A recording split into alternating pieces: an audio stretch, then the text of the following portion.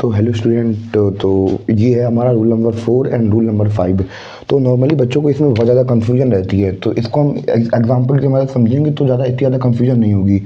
तो जैसे हम लोग देख सकते हैं कि a की पावर यहाँ पे ब्रैकेट के अंदर m है और ब्रैकेट के बाहर n है।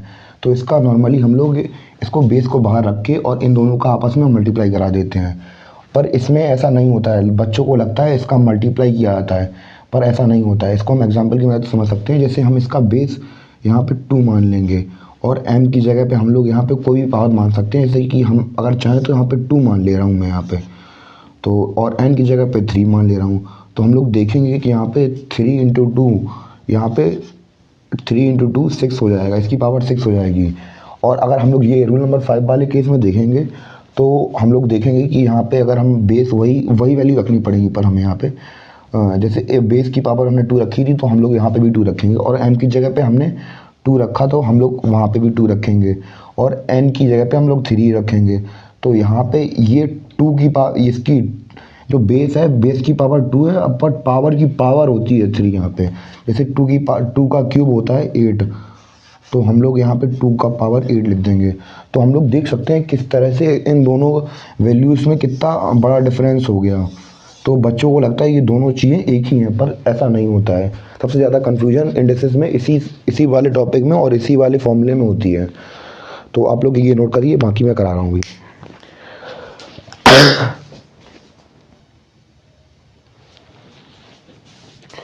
तो हाँ स्टूडेंट, तो ये है हमारा रूल नंबर 6। तो रूल नंबर 6 के मुताबिक ये है कि अगर किसी बेस की पावर माइनस में है तो वो अपॉन में आ जाती है वैल्यू। तो इसको हम लोग एग्जांपल की मदद से समझ सकते हैं। तो यहाँ पे हम लोग बेस मान रहे हैं, यहाँ पे a की जगह पे हम लोग 2 रख रहे हैं, और इसकी जो पावर है इसको हम लोग 3 मान ले रहे हैं। तो इसको हम इस तरह से लिख सकते हैं 1/2 की पावर, ये जो वैल्यू आएगी वो पॉजिटिव में आएगी, आप लोग देख रहे हो।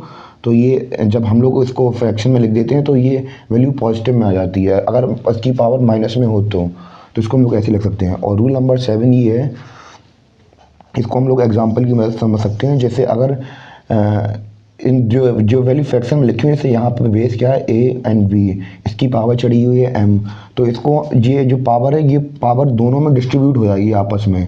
जैसे यहाँ पे अगर हम लोग देखें तो जब ये पावर a के ऊपर भी चढ़ गई है और b के ऊपर भी चढ़ गई है, तो इसको हम लोग जो न्यूमेरिकल वैल्यूज होती है उसमें रख के देखेंगे तो अच्छी तरीके से समझ में आ जाएगा हमें। तो हम लोग यहाँ पे a की जगह पे 2 रख देंगे और b की जगह पे हम लोग 3 रख देंगे, इसके ऊपर हम लोग पावर चढ़ा देंगे 2 की। तो हमने m की जगह पे हम लोग 2 ले रहे हैं यहाँ पे। तो इसको हम फर्दर सॉल्व करेंगे तो क्या लिख देंगे 2 की पावर 2 एंड 3 की पावर 2। इसको हम लोग अगर फर्दर सॉल्व करें तो 2 की पावर 4 एंड 3 की पावर 2 इक्वल टू 9। तो हम लोग इसको ऐसे करेंगे।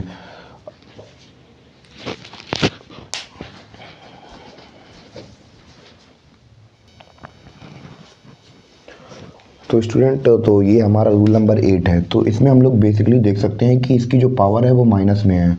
तो जब इसको हम लोग पावर को प्लस में लगाएंगे तो क्या करेंगे, जो अंदर की वैल्यू, जो ब्रैकेट के अंदर की वैल्यूज़ हैं उन्हें रेसिप्रोकल कर देंगे, मतलब उसको उल्टा कर देंगे। जैसे b अगर नीचे है तो उसे ऊपर कर देंगे, जो a ऊपर है तो उसे नीचे कर देंगे। तो इसको हम लोग एग्जाम्पल की मदद से समझ सकते हैं। जैसे यहाँ पर लिखा है, जैसे a की जगह पर हम लोग 2 रख लेंगे यहाँ पर, और b की जगह पर हम लोग रख लेंगे 3 यहाँ पे, और इसकी पावर चढ़ी है, इसकी पावर को m को हम लोग -2 मान लेते हैं। तो अगर हम लोग पावर को अगर चेंज नहीं करना है तो हम लोग इसको रेसिप्रोकल कर देंगे। तो कैसे लिखेंगे, जो 3 नीचे लिखा है उसे ऊपर लिख देंगे, और जो 2 ऊपर लिखा है उसे नीचे लिख देंगे, और पावर ये हो जाएगी पॉजिटिव की। तो इस प्रकार हम लोग सवाल करेंगे न्यूमेरिकल्स में आगे चल के। तो अगर हम लोग रूल नंबर 9 देखें तो रूल नंबर 9 में ये रेसिप्रोकल वाला फॉर्मूला लगना है। जो वैल्यू अगर नीचे है तो अगर हम लोग इसकी पावर, आप लोग देख रहे हैं ये नीचे है, अगर ये ऊपर आएगी तो ये पॉजिटिव की हो जाएगी, क्योंकि दोनों का बेस सेम है ना यहाँ पे। इसको हम लोग एग्जांपल की मदद समझते हैं। तो अगर हम लोग इसको एग्जांपल की तरह देखें तो बेस हम लोग कोई भी बेस की जगह पे कोई भी एक वैल्यू मान सकते हैं। जैसे यहाँ पे हम लोग a की जगह पे यहाँ पे 2 रख दे रहे हैं, और जब जो इसकी पावर है तो उसको हम लोग डिफरेंट मान ले रहे हैं। जैसे कि यहाँ पे 2 रख दिया है, m की जगह पे मैंने 2 रख दिया, और बेस तो इसका 2 है ही, और n की जगह पे हम लोग यहाँ पे 3 रख दे रहे हैं।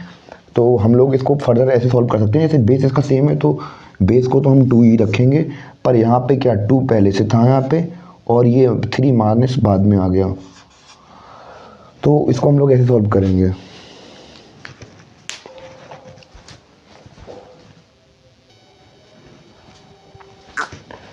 तो ये है हमारा रूल नंबर 10 स्टूडेंट्स।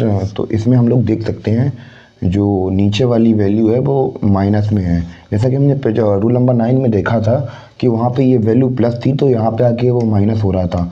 तो जस्ट इसका उल्टा करेंगे, जब ये माइनस की होगी तो ऊपर जाके ये प्लस की हो जाएगी। तो आप लोग देख सकते हैं कि m+n लिखा है ये, और जो पिछला रूल नंबर 9 लिखा था तो उसमें ये m-n था, क्योंकि यहाँ पे वैल्यू पॉजिटिव थी। जो वैल्यू पॉजिटिव नीचे होती है वो और ऊपर जाएगी तो पॉजिटिव की हो जाएगी, अगर माइनस नीचे है तो, अगर नीचे प्लस है तो ऊपर जाएगी तो माइनस की हो जाएगी। तो यहाँ पे माइनस का था तो यहाँ पे प्लस का हो जाएगा। तो इसको भी हम एग्जाम्पल की मदद से अगर देखें तो हम लोग इसको कैसे लिख सकते हैं, बेस तो हम कॉमन ही रखेंगे ना। तो अगर हम लोग यहाँ पे बेस 2 रख लेंगे और इसकी पावर m की जगह पे हम 2 रख लेंगे, और यहाँ पे हम बड़ी वैल्यू रख ले रहे हैं। तो अगर हम लोग यहाँ पे 5 लिख ले रहे हैं m की जगह पे, और n की जगह पे हम लोग क्या रख रहे हैं, -3 रख ले रहे हैं। तो हम लोग देखेंगे तो इसको फर्दर हम ऐसे सॉल्व कर सकते हैं, जैसे b की बेस की जगह पे हम लोग 2 रख देंगे, और जो 5 है उसको m की जगह पे तो m ही रख के रहने देंगे, और ये माइनस का 3 था तो उसको हम लोग यहाँ पे प्लस का 3 कर देंगे यहाँ पे। बस इतना ही हमें करना है। तो ये फर्दर कैसे सॉल्व हो जाएगा, 2 की पावर 5 + 3 कितना होता है, 8। तो इसको हम फर्दर लिख देंगे। तो और रूल नंबर 9 भी सेम ऐसा ही है।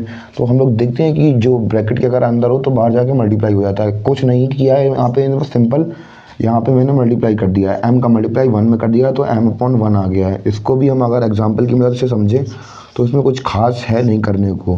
जैसे हम लोग बेस की जगह पे 2 रख देंगे यहाँ पे, और जो m है हमारा, m की जगह पे हम लोग 2 रख दे रहे हैं यहाँ पे, और 1/3 की जगह 3 लिख देंगे यहाँ पे।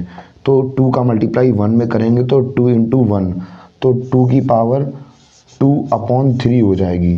तो यही हमारा फर्दर आंसर हो जाएगा। और सबसे इम्पोर्टेंट बात ये है कि इसका हम लोग बहुत ज़्यादा यूज़ करने वाले हैं, इस प्रॉपर्टी का। अगर हम लोग इक्वल टू में दो बेसिस आमने सामने रखें, दोनों की वैल्यूज बराबर हैं और पावर अलग अलग हैं, तो हम लोग इसको फर्दर हम लोग बेस हटा के सीधे सीधे इनको पावर को इक्वल टू में रख सकते हैं ऐसे करके। तो ये बहुत ज़्यादा इंपॉर्टेंट चीज़ है, तो इसको आप लोग अच्छी तरीके से समझ लेना।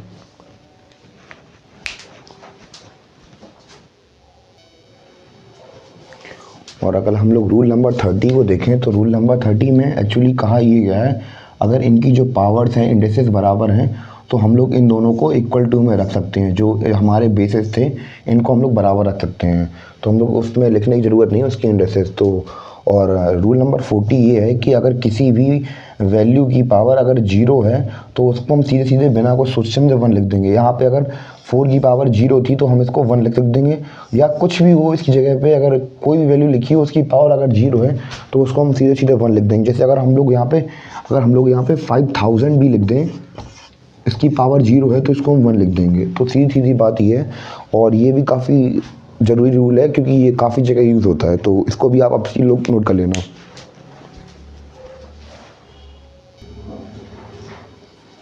तो वह तो रूल नंबर हमारा 16 ये है कि, तो ये बहुत ज़्यादा इंपॉर्टेंट इसलिए बन जाता है क्योंकि ये रूट वाला सवाल आ गया। तो वैसे तो एक्चुअली मैं इसको सर्च में बताता, पर इसमें ज़रूरत लग रही है तो मुझे तो इसलिए बता दे रहा हूँ।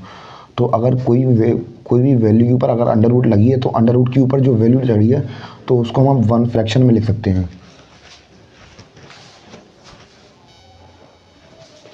तो हम लोग देख सकते हैं कि जैसे हमने इसको फ्रैक्शन में लिख दिया था तो 1/2 के फ्रैक्शन में पावर में चढ़ा दिया था। तो अगर हम लोग यहाँ पे देखें तो रूट यहाँ पे 3 है तो ये इसकी पावर में चढ़ जाएगा 1/3। जैसे ये √2 लिखा है, इसकी रूट की वैल्यू के ऊपर 5 चढ़ा है तो इसको 1/5 कर देंगे। इस तरह हम लोग फर्दर इसको जगह पे अगर हम कुछ भी रख देंगे, जैसे हम यहाँ पे 6 भी रख देंगे तो यहाँ पे 2 की पावर 1/6 लिख देंगे। अगर हम इसकी जगह पे 2 की जगह पे यहाँ पे 6 की जगह पे अगर 10 भी लिख देंगे तो हम लोग इसको कैसे लिख सकते हैं, 2 की पावर 1/10। तो बस हमारे बस यही रूल थे। और एक रूल वो बहुत ज़्यादा इंपॉर्टेंट है, आप लोग ये नोट कर लीजिए, फिर मैं वो करा दे रहा हूँ।